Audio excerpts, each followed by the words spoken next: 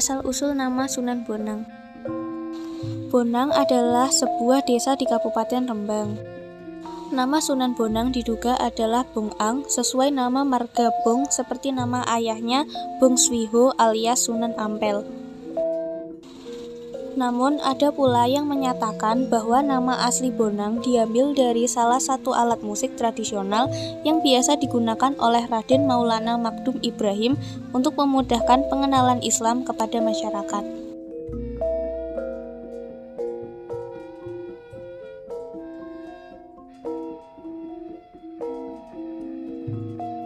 Waktu kecil, Sunan Bonang berguru kepada ayahnya sendiri di pesantren Ampel, Denta, dan berkawan akrab dengan Raden Paku atau Sunan Giri.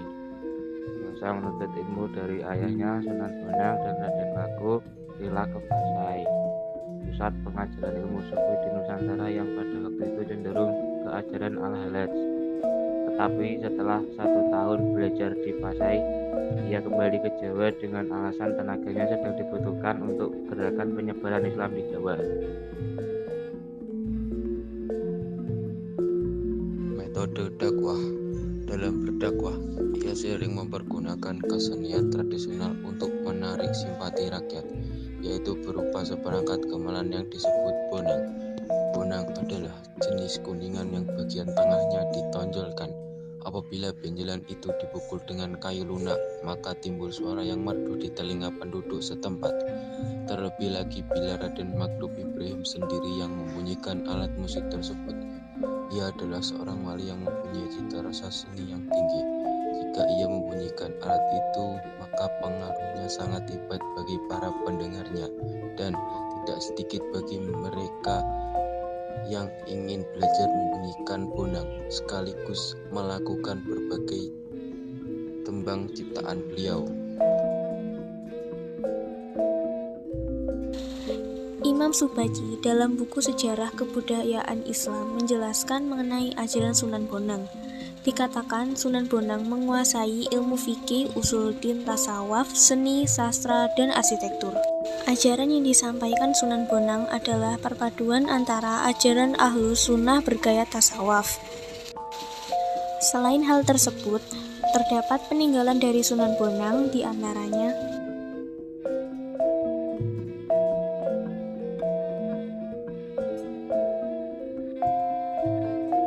1.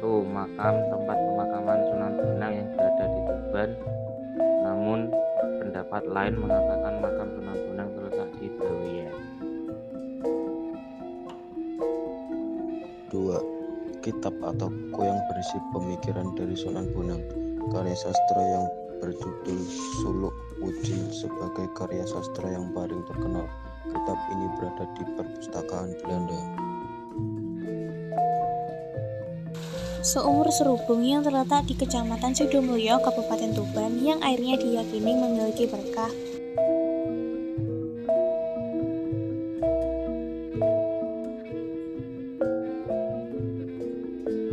Wafatnya Sunan Bonang.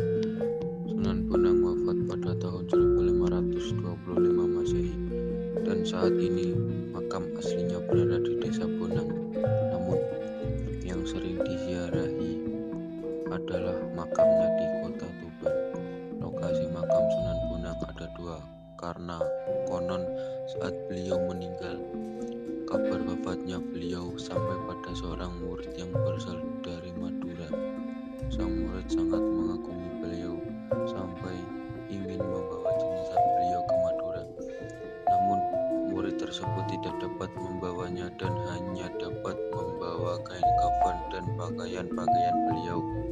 Saat melewati Tuban, ada seorang murid Sunan Bonang yang berasal dari Tuban yang mendengar ada murid dari Madura yang membawa jenazah Sunan Bonang.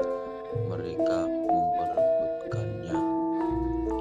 Dalam serat Darmo Gandul, Sunan Bonang disebut Syahid Keramat, merupakan seorang Arab keturunan Nabi Muhammad SAW.